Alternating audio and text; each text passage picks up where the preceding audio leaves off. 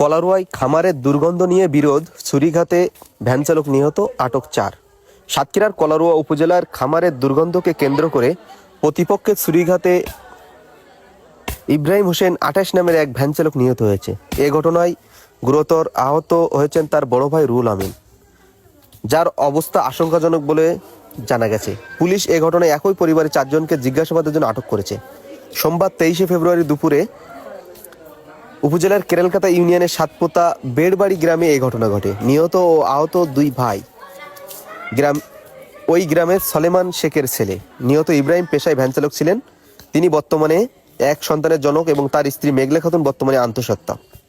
নিহতের স্ত্রী মেঘলা খাতুন জানান, বাড়ির পাশে একটি খামারে মুরগির দুর্গন্ধ নিয়ে প্রতিবেশীদের সঙ্গে কথা কাটাকাটি হয়। এক পর্যায়ে প্রতিবেশী জামাল উদ্দিনের ছেলে আরিফুল ইসলাম ক্ষিপ্ত হয়ে তার স্বামী ইব্রাহিম ও ভাসুর রুহুল আমিনকে ছুরি দিয়ে আঘাত করে।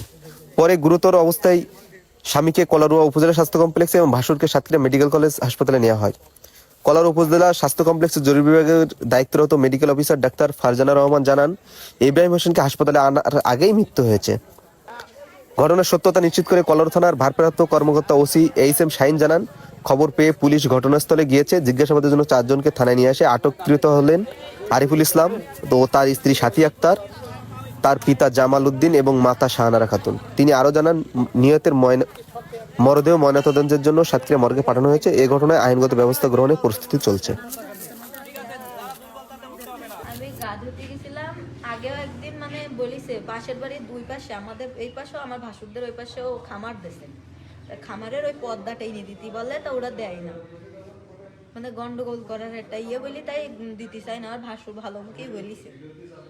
এবারে বললে তাও শুনিনি। এবার আমার ভাসুররা আবার আইস ফিরে বলছে কি, দেখিছি আব্বা আমরা পর্দাটা ফেল দিতে বলেছি, পর্দা ফেলি না দিয়ে পর্দা আমরা ফেলে দিয়েছি, আবার উঁচু করে দিয়েছে। তা গন্ধই গ্যাস গন্ধই টিকা যায়। ভালো মুখে আমার শ্বশুরের সাথে কথা হচ্ছে, আমার শ্বশুর ভাত খাচ্ছে। এবারে বললি আমার শ্বশুর আবার আমার ভাসুর যেই বলছে, ভালো মুখেই বলছে যে এরকম গন্ধ জ্বালায় পাশের মানুষদের তোর টিকা দুষ্কর, একটু পর্দাটা ফেলাই দিত বলছি, তাও দিবি নে। ওই তাই কথাই ওইতেই দড়ুয়ে ছুরি নিয়ে এসি মনে করেন আমাদের ওইটার মনে হয় আগে ওই ফুটো করেছে। ফুটো করলে ওইটি মনে করেন বাথরুমের এই সাইডে পড়ি রয়েছে। আর ওই আমার ভাসুরের, তারপর আমার ভাসুরের পিঠে মেরেছে। আর এই জায়গায় আমার ভাসুর মনে করেন ওদিকে লোক সব করছে। আর ওইটি বাথরুম ঘরের সামনে বুড়োই শুয়ে পড়েছে। আমি যেই যখন উঁচু করেছি তখন হচ্ছে একটা খাবি কেটে পানা হইতেছে।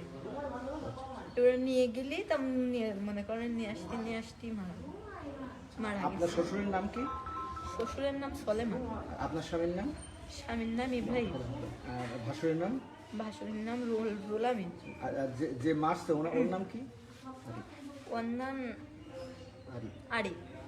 তার বাবার নাম কি জানেন? তার বাবার নাম হচ্ছে জামাল। জামাল। ও আপনার প্রতিবেশী না কিছু হয়? ওই এমনি পাড়া প্রতিবেশী। পাড়া প্রতিবেশী। পাড়া প্রতিবেশী আমরা কোনোদিন ঝামেলা করিনি। ওদের ভালো মুখেই বলেছে যে এরকম পর্দাটা ফেলে দিয়ে, রোজার মাসে সবাই রোজা রয়েছে, গন্ধই মনে করেন থাকা যায় না ঘরের ভিতরে। আচ্ছা, পূর্ব কোনো শত্রুতা আছে না আপনাদের? না, এমনি কোনো শত্রুতা শত্রুতা কিছুই নেই। ওইতেই ওরকম কইলো। মুরগির খামার ছিল না? হ্যাঁ, ওদের মুরগির খামার, ওদের বলিছে দেখি, তাই ওরা ওই করেছে না কিছু না। আগের দিন ওরকম দেখি তাও ভালোভাবেই বলিছে। বললি ওরা গিরাপিটি করে মনে করেন আরো পদ্মা উঁচু করে দিয়ে তাই থুই দিচ্ছে, পদ্মা নিচিলা হচ্ছে না। আচ্ছা, জামাত করে বিএনপি করে এমন কোনো ঘটনা আসছে নাকি এর ভিতরে? আমি তা বলতে পারবো না এইসব বিষয়। অনেকে এখন শোনা যাচ্ছে যে জামাত বিএনপির প্রতি কোনো কিছু, এটা কি কোনো আপনার শুনতে পারেন? আমি এইসব বিষয় মনে করেন বাসার থেকে আমি বেরোইনি।